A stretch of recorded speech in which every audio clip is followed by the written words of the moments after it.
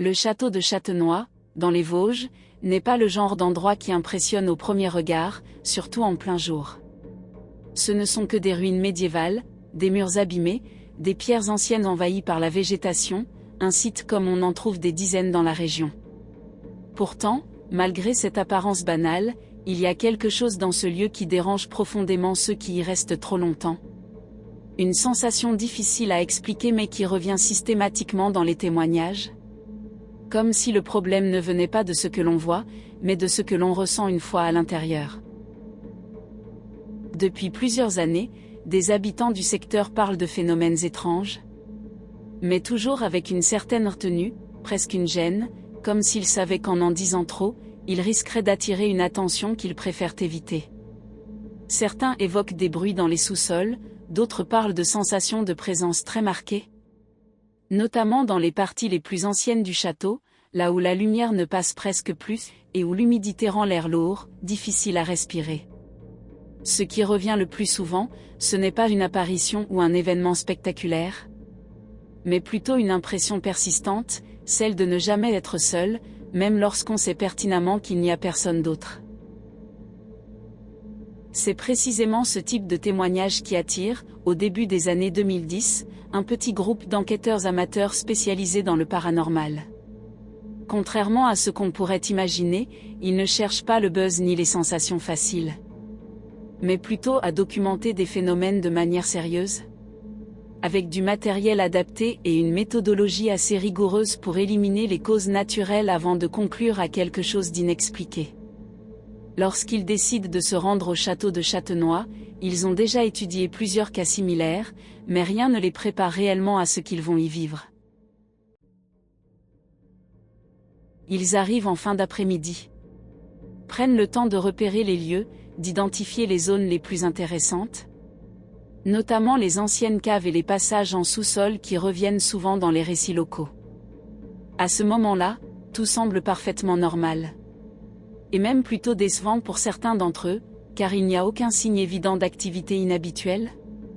Aucun bruit suspect, aucune sensation particulière.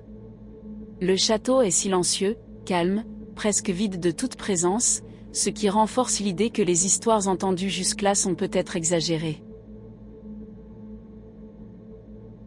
La nuit tombe progressivement, et avec elle, l'ambiance du lieu change de manière subtile mais perceptible. Ce n'est pas une transformation brutale, mais plutôt une accumulation de détails qui finissent par créer un malaise diffus. L'air devient plus froid, plus humide, les sons extérieurs disparaissent peu à peu, et le silence qui s'installe n'a rien de naturel. Comme s'il ne venait pas de l'absence de bruit, mais d'une forme d'étouffement de l'environnement lui-même. C'est à ce moment-là que l'équipe commence ses premières sessions d'enregistrement, posant des questions simples dans le vide, laissant de longs moments de silence pour capter d'éventuelles réponses.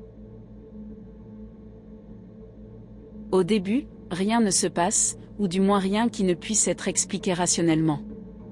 Quelques bruits lointains, des craquements dans la structure, des sons que l'on pourrait facilement attribuer au vent ou aux animaux nocturnes.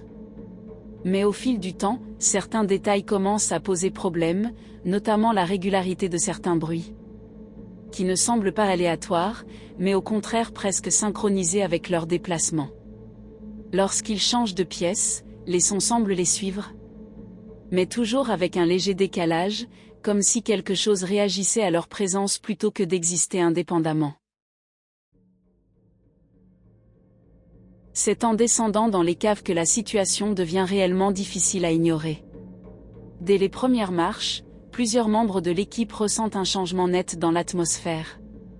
Une chute de température anormalement rapide et une sensation de lourdeur qui ne correspond pas aux conditions normales d'un sous-sol. L'un d'eux décrit une impression très précise, celle d'être entré dans un espace qui n'est pas simplement vide, mais occupé, comme si la pièce avait déjà une présence avant même leur arrivée. Ils installent leur matériel malgré le malaise, déterminés à continuer leur enquête de manière objective. Mais très vite, les événements prennent une tournure plus troublante. Lors d'une session d'enregistrement, un des micros capte un son qui ne correspond à rien de connu dans l'environnement immédiat. Une sorte de murmure, trop structuré pour être un simple bruit parasite, mais pas assez clair pour être compris sur le moment. En réécoutant l'enregistrement immédiatement, il réalise que le son est bien réel, et surtout qu'il ne peut pas être attribué à l'un d'eux. À partir de ce moment, l'ambiance change radicalement au sein du groupe. Ce qui n'était qu'une curiosité devient une tension palpable, presque oppressante. Et certains commencent à ressentir des effets physiques, comme une difficulté à se concentrer ou une sensation d'être observé de manière constante. L'un des enquêteurs, en particulier, devient de plus en plus agité, regardant régulièrement derrière lui, comme s'il percevait quelque chose que les autres ne voient pas. Ce comportement finit par inquiéter le reste de l'équipe, d'autant plus qu'il décrit une sensation très précise, celle d'avoir quelqu'un juste derrière lui, à une distance extrêmement proche, sans jamais parvenir à le voir en se retournant. Ce n'est pas une peur vague ou une imagination débordante, mais une certitude presque instinctive. Difficile à rationaliser mais impossible à ignorer. Et ce qui rend la situation encore plus dérangeante, c'est que les appareils continuent de capter des anomalies au même moment, comme si cette sensation subjective était accompagnée de manifestations objectives.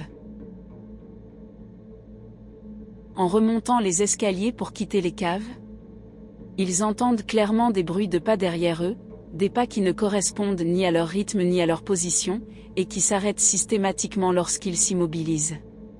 Ce phénomène se répète plusieurs fois, suffisamment pour éliminer l'hypothèse d'un simple écho ou d'un effet acoustique du lieu, et finit par créer un véritable sentiment de trac, comme si quelque chose les suivait sans jamais se montrer. Lorsqu'ils quittent temporairement le château pour reprendre leurs esprits à l'extérieur, la différence est immédiate et presque choquante. L'air est plus léger, les sons naturels reviennent, et la sensation d'oppression disparaît complètement, ce qui renforce l'idée que ce qu'ils ont ressenti à l'intérieur n'était pas uniquement psychologique. Pourtant, malgré cette expérience, ils décident de retourner dans les caves, poussés par le besoin de comprendre ce qu'ils ont commencé à documenter. Ce choix marque un point de bascule dans leur enquête, car à partir de ce moment-là, les phénomènes deviennent plus fréquents, plus directs, et surtout plus difficiles à ignorer ou à expliquer. Les enregistrements captent plusieurs voix distinctes, certaines à peine audibles, d'autres beaucoup plus claires. Et parmi elles, une phrase revient de manière répétée, toujours dans les mêmes conditions, toujours au même endroit, comme si elle était liée à une zone précise du château. C'est cette phrase qui met fin à leur enquête. Parce qu'elle ne laisse plus vraiment de place au doute. Et surtout, parce qu'elle semble leur être directement adressée. Vous n'auriez pas dû descendre. Ils auraient pu s'arrêter là, repartir avec leurs enregistrements. Classer cette nuit comme une expérience troublante mais explicable avec le temps, comme beaucoup d'autres enquêtes avant celle-ci. Pourtant, quelque chose les pousse à rester encore. Une forme d'obsession silencieuse qui s'installe sans qu'ils s'en rendent vraiment compte. Comme si le lieu lui-même refusait de les laisser repartir avec de simples questions sans réponse.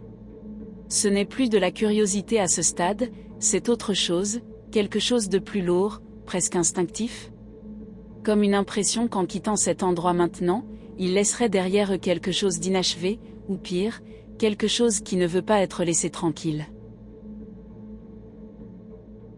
En retournant dans les caves, ils ne retrouvent pas seulement le froid et l'humidité qu'ils avaient déjà ressentis, mais une atmosphère encore plus dense, presque étouffante, comme si l'espace lui-même s'était refermé légèrement en leur absence. L'un d'eux fait immédiatement remarquer que le silence n'est plus le même, qu'il ne s'agit plus d'une simple absence de bruit, mais d'un vide actif, une sorte de pression constante sur les oreilles, comme si le moindre son était absorbé avant même d'exister. Cette sensation devient rapidement difficile à supporter, au point que leur propre voix semble étrangère, déformée, comme si elle ne leur appartenait plus totalement.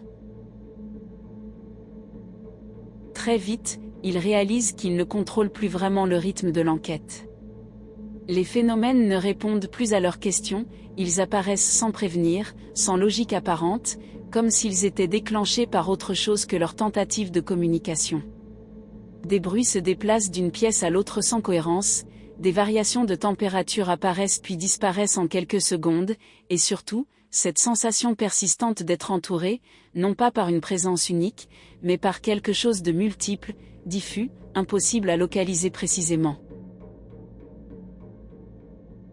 L'un des moments les plus dérangeants survient lorsqu'ils coupent volontairement toutes les sources de lumière pendant quelques secondes, dans le but de tester leurs équipements dans l'obscurité totale.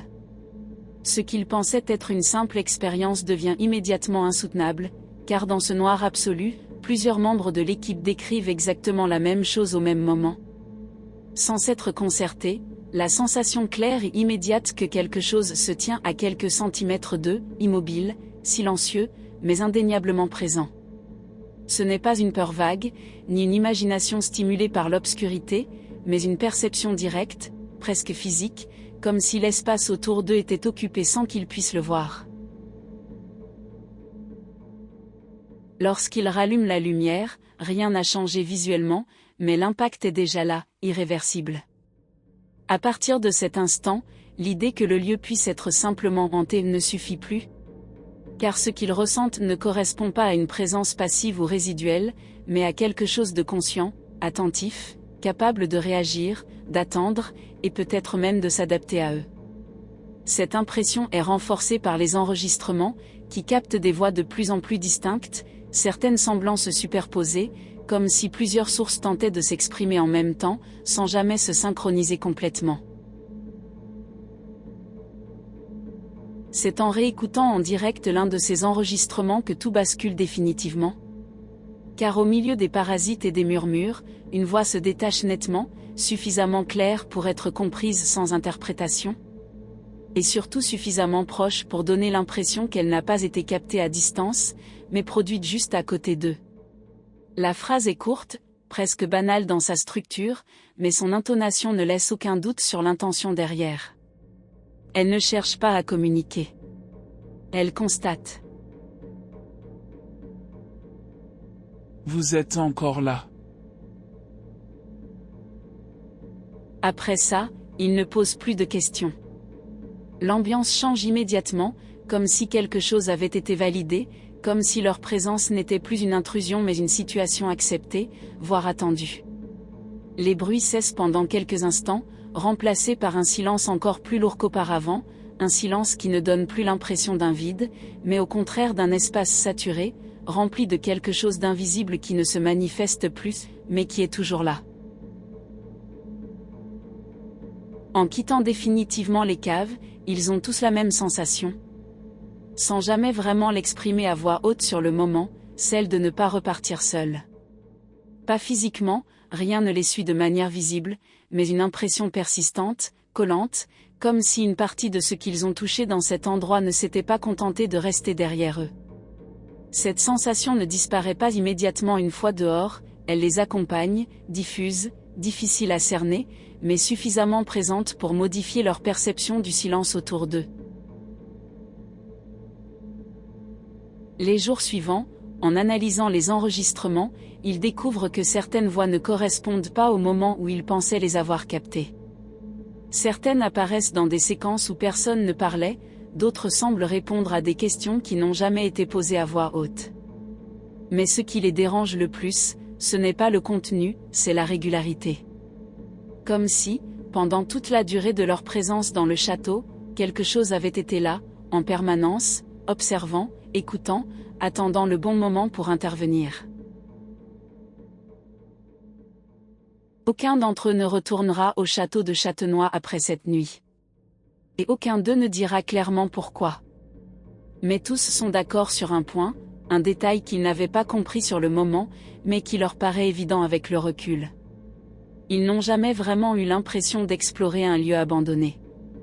Ils ont eu l'impression d'être tolérés. Et c'est là que ça devient inquiétant. Le château de Châtenois n'est pas seulement un lieu hanté, ce n'est pas juste un vestige oublié, c'est un espace où l'on ne revient jamais indemne, un endroit qui observe, qui retient, et qui sait exactement qui ose s'aventurer trop loin.